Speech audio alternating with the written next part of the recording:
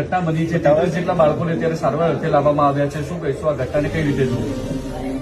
Jagana Eklavya model જે શાળા છે એમાં પ્રથમ વખત આ બનાવ બન્યો એવું નથી। આમાં ભૂતકાળમાં પણ જમવામાં અનેકવાર મુશ્કેલીઓ પડી છે, જે બાબતે અમે પણ ત્યાં જઈને રૂબરૂ રજૂઆતો કરી છે। વચ્ચે જગાણા સ્કૂલમાં સાહેબો દ્વારા બે વિદ્યાર્થીઓને માર મારવામાં આવ્યો હતો અને જેમના કાનના પડદા પણ ક્રેક થઈ ગયા હતા। અને આ ફૂડ પોઈઝનિંગ એ પ્રથમવાર નથી બન્યું। દાંતા વિસ્તાર હોય કે સમગ્ર ઉત્તર ગુજરાતના વિસ્તારમાં જેટલી પણ મોડલ શાળાઓ ચાલે છે ત્યાં ફૂડ પોઈઝનના બનાવો દિવસે ને દિવસે વધતા જાય છે।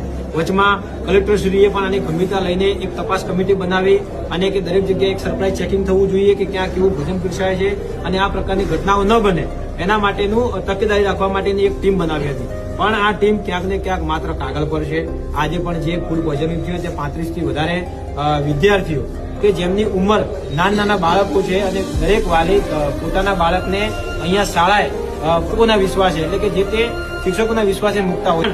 આ જે તે સંચાલકો હોય કે જમવાના બનાવનારા જે પણ લોકો હોય એમના સામે કાયદેસરની કાર્યવાહી થવી જોઈએ। એમાં જે પણ જવાબદાર છે એમાં પણ એવી કાર્યવાહી કરવી જોઈએ કે આવનારા સમયમાં દરેક આશ્રમ શાળામાં આ બાબતનું ધ્યાન રાખવામાં આવે અને આવા બનાવો અટકાવી શકાય।